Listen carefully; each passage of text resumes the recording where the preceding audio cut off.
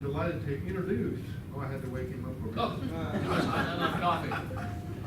Doug Hancock with LaborMax. Doug has been a regular at our coffees, which we very much appreciate, and so we're delighted to hear from him today. Thank you for sponsoring, and thank you for bringing the donuts this morning. Thank you. Don, can you pass my card around there? Yes, sir. Yeah, I want to thank Steve for having me to let me speak today. It's a great opportunity. Thank you guys for coming. I just want to go over first kind of our history on how the company was formed. It's kind of a good story. It's titled Two Chumps and a Dream. And LaborMax was kind of founded in 2002 by Mike Ingram and John McCreary. At the time, Mike was working in England and Johnny was working for an employment agency in Kansas City, Missouri. And that's kind of where our corporate office is now, is outside of Kansas City, nationally speaking. After 8 years of climbing the corporate ladder in a large publicly traded company, Mike decided it was time to go into business for himself. Mike and John had previously worked together in Kansas City. Both men admired each other's talents and abilities to operate in the staffing industry. Doug, I'm sorry, I forgot one thing. I'm going to have to interrupt. Yeah. We do have a drawing again today. Oh, good. Yeah. A couple drawings, maybe. Couple drawings. Well, we're going to hold off on the stuff we were going to draw for. Doug has generously donated 2 gift cards to Panera Bread. So if you're interested in winning one of those, just throw your business card here in the old Perk Up coffee pot, and we'll draw at the end. Perfect. Thanks for reminding me. You bet. No problem. So yeah, these two guys got together, and so after some detailed preparation, they resigned from their respective positions and moved to Las Vegas, of all places. So 2 months later, they opened their business in a small office. It didn't start out as what they thought. They probably could have used some of you coaches in the room.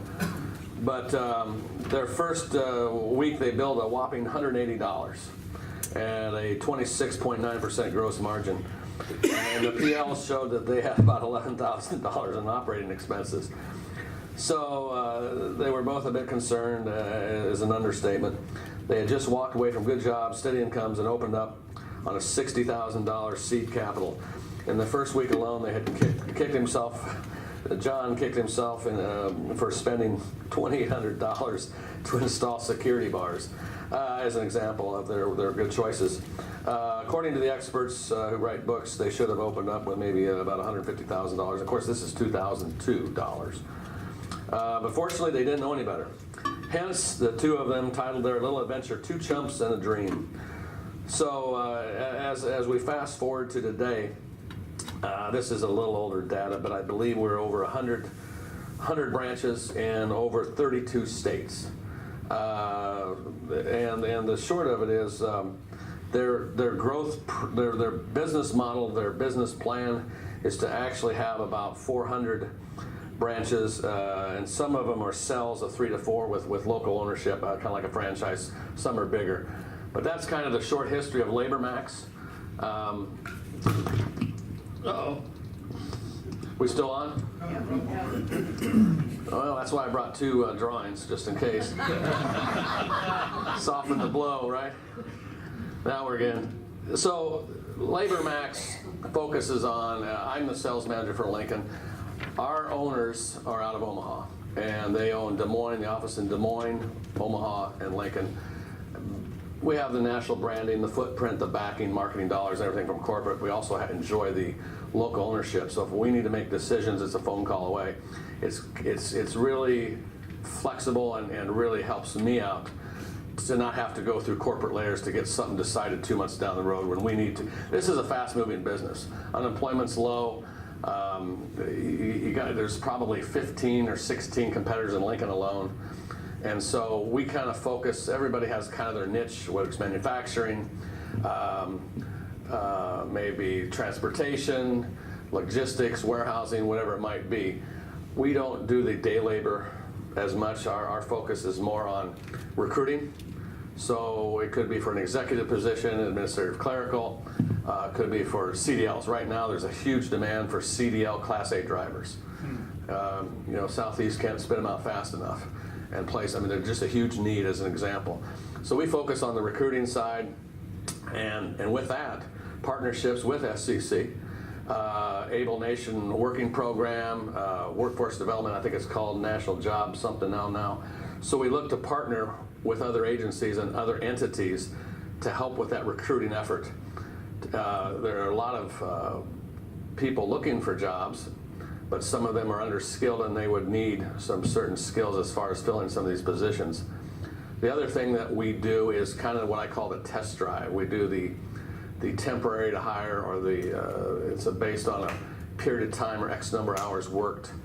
So an individual might be a maintenance technician at, say, a property management company. After about 3 months, during that period of 3 months, when they're working for us, through us, for our host employer, we pay the hourly wage, we pay the workers' comp, the insurance, everything else, and then we just submit a bill rate to the host employer.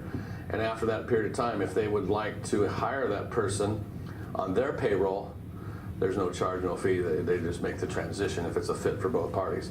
So that's kind of the two things that we focus on. The other thing, I will tell you that it's a supply and demand. I'm going to throw out a few facts and figures, of course. The U.S. unemployment rate right now is about 3.7%. Lowest it's been in about 25 years. Nebraska is about 2.9. And that equates to, on the U.S. level, on the national level, there's and this was of the last quarter, 7.14 million jobs, open positions, and about 6.2 million people to fill those jobs are unemployed. So you can see there's a gap there. So we're very busy. 2011, to give you an idea, there were 14.5 million unemployed during that recession after that hit. Kent, let me ask you a question. It's a pretty loaded thing. What state in the United States do you think has the lowest unemployment rate? Nebraska, us. No. Don? Not? No. Kent? No. I'm going to put him on the spot. He's a friend of mine. I'm gonna guess South Dakota. Anybody else? North Dakota. It's Hawaii.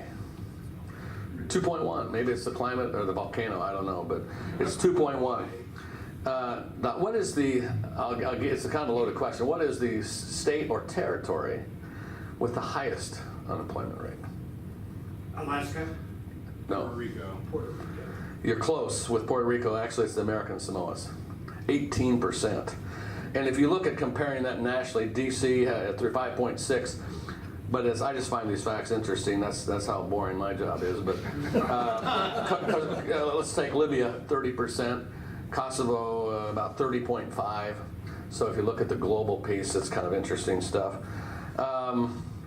What we see as far as the job employment landscape, obviously the brick and mortar retail is kind of going away. Macy's, Sears, which impacts retail type job positions on that retail end. Some of it is converted to the Amazon. When you're going, a lot of people are buying online. So that has affected the retail market in a lot of ways. Some of those jobs are made up, some of them are not. What we noticed is good for us is logistics. Amazon is building their own warehouses, but until then they actually subcontract with a lot of companies to pick the orders, to bring the trucks in and distribute. So that leads, you need warehousing, you need forklift operators, and so on and so forth. With that, how about some questions? Any questions? Go ahead. What do you think has led to like a LaborMax's like rapid growth? I mean, 100 branches over the course of like 15 years. It's incredible. It's Las Vegas. No. In all seriousness, I've worked here for 2.5 months, and I think they look to, everybody says think outside the box. Typically in our industry, what I've seen, and I did work for another international company about 2007 prior, so I've got kind of the good and the bad and the ugly to compare it to. Pre-recession, recession, and now when times are great. So it's kind of an interesting comparison.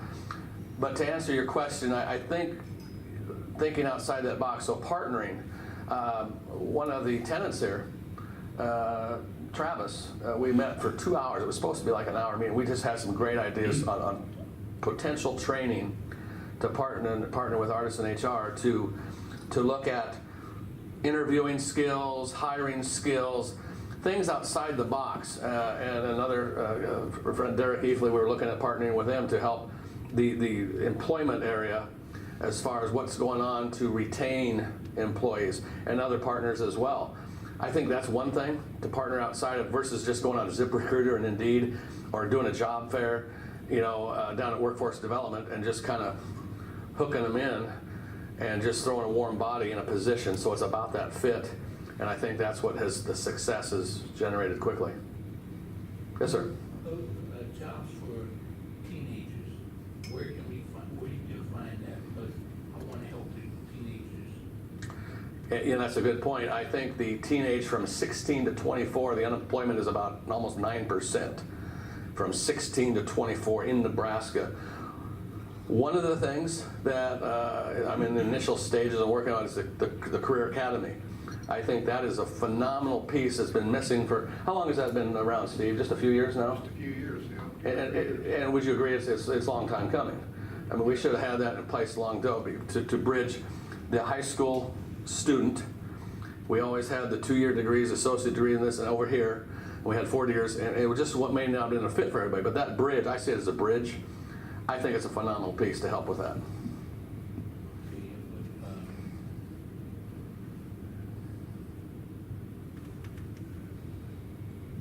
You got some kind of way to recruit teenagers? Specifically, we reach out to a lot of schools. Now we're talking not so much the high school level yet, but colleges, whether they're 2-year degree or 4-year degree, because a lot of them are getting degrees. We need more people in the industry trades, to be honest with you. But to reach out to schools, there's two avenues there. One, to provide part-time work. A lot of students are going into debt. A lot of students want to work to supplement their scholarships, their grants. So we reach out to colleges to answer your question. Okay, I'm sorry that wasn't taking more time, but I'm talking about minorities who don't have no skills and how you want to apply that with them. We have some onboarding programs and skill trainings that we also do, not to compete with SCC, but on whether it's a website or whether it's coming in to offer them to targeted areas to come in and help. And we'd have actually our current labor pool right now, sir, I would say we are about 40 plus, I think it's 38% diverse now, our labor pool. Currently here in Lincoln, Nebraska. That's the proof. Next, please. Let's go back to this gentleman here. No charge to the business, is that correct? After it's not a rock solid number, but about 700, if you're based on 40 hours of working a week, no matter what job it is and you're on the test drive, it's 720 hours. It equates on a 40-hour work week about 3 months.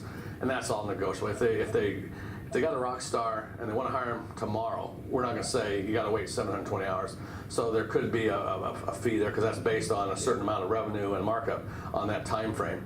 But if they go, most people go the 3 months, and then there's no charge at that point. That's correct. How about the person that is talking to you about finding a job? Is there a charge for them? No, we don't. I think 20, 30 longer ago, a lot of the quote headhunters at the time, before all these agencies popped up, they were charging the job seeker a fee. I'm old enough to remember that. And it kind of made no sense. Well, I'm looking for a job, but you're going to charge me what? Right. So what really happens on the permanent placement or the direct hire or the headhunting, it's an annualized, if we are interviewing, if we are screening, e-verifying, drug screening, MVRs, if we're spending our dime to find a candidate for company A, for position Z, their fee, if they hire them, is based on an annualized percentage of what they would be paying them or make. Yeah. And it's all negotiable depending, I mean, some of it doesn't make sense. Van drivers, as an example, they're tough to find, van drivers. Thank you. You bet. Do you provide any training for people either you're hiring for, or is there companies that come to you for training? That's a great question. You know, that's kind of what's separate. I think the smaller companies, because of perhaps their budget, can invest in we are certified in certain areas. It sounds silly. I'll give you an example. The flaggers, the people that are on the road jobs, stop, slow, stop. You'd think that there's not much involved in that, they're standing there for 8 hours. But given the liability, the fact that they might run a car into another car, they might get run over, you actually have to be certified. And we have certified people in our office to train them to get certified for that position, or pre-working. And we have a number of modules on the computer and staffing that provide that kind of training before they even go out to the job. And then our job site evals, every new job we go out and do a job site eval to help with learning on exactly what they need. Yeah. A hiring mistake for a small business can be really devastating. Uh-huh. And you mentioned that a lot of businesses will use your company to hire a temporary person, maybe with the intent of offering them full-time employment. Is that a big part of what you do? And I would does say that happen a lot, where they hire a temp and then they end up hiring them full-time? absolutely. I would say that's probably 60% of our business or our clientele is the temp to hire. It serves immediate need. There's an immediate pool that's already been vetted, because the average cost today to hire, whether you're looking at a CEO or executive director, Doris, or somebody to go out and flag, is about $4,000. When you look at the HR's expense and onboarding and training, interviewing, the backgrounds, the drug. So yes, that kind of removes that. And it also removes the turn stuff. You take that 4,000, Steve, and you look at, they lasted 3 months. We got to do that again and again and again. And so that's a huge educational opportunity for us when we see certain companies that always are posting for that same job. It can be a turnstile situation, which equates to a lot of money on the bottom line. Good question. Yes, sir. Keeping someone employed, do you see the communication being a big gap there? On the employee retention? Yes. I think that goes back to each individual company, the environment that they're working in. There's obviously the physical requirements of the job, but I think what people don't really look at too much, and there's some people in this room that would verify, is the environment. The other things outside the physical job requirements, get along with each other, the workplace environment, how to relate to other employees, how to hire. Do you want somebody that is like all the 10 people, or do you want somebody different? It goes back to really the personalization of it. Yes, sir. Yeah, let's say I come to you and I'm looking for a job. Mm-hmm. I have great background in trading, Uh-huh. but you don't have a job listed. Okay. Could you help me? Yeah, we hate to use the term, but we can shop you. Okay. To be quite frank, it's about finding the right fit, and we do that in numerous ways through networking and through obviously the technology involved. But that's a point that I like to bring up. It reminds me of, honestly, on a resume, whether it's digital, whether it's online application, whether it's a paper resume, everybody looks good that I've seen. They look great. But we still put a huge value on the face-to-face interview. This is the people business, and we are dealing with people like this. And so we find certain people that we thought initially on paper, the application, that we're going to go over here to company A. Guess what? They're going to be a better fit after we interviewed them over here on company B. Anybody else? Yeah. This is going to age me for sure, if you couldn't tell I was old already, but for a long time, there's been what I consider chronic underemployment for seasoned employees that have maybe been laid off and can't get reemployed at a job equal to what they had before. Has that situation brightened at all with the low unemployment, or do those folks still struggle to find a decent job? The trend is yes, it has a bit, but I don't think it's where it should be. It goes back to kind of equal pay for it. I mean, and I'm an elder demographic. That's all I'm going to say. But I think that's a great labor pool that we have tapped into with Aging Partners and some other folks, because they have a lot of skills, they have a lot of experience, and there can be a fit out there for certain positions. And actually, there's a lot of people, 60 to 70, 55 to 70, 55 to 65, that they still want to work. And they can provide a lot of value to a company versus that turnstile. I know that, but do the employers know that? That's an educational opportunity for me. I view it all as an opportunity to have that conversation. Anybody else? Thank you, Doug. Thank you. Thank you, guys.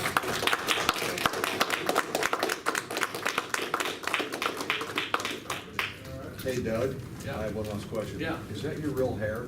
No, I was out of my gel, I borrowed your gel this morning. Tell their friends. Yeah. I hope they're friends.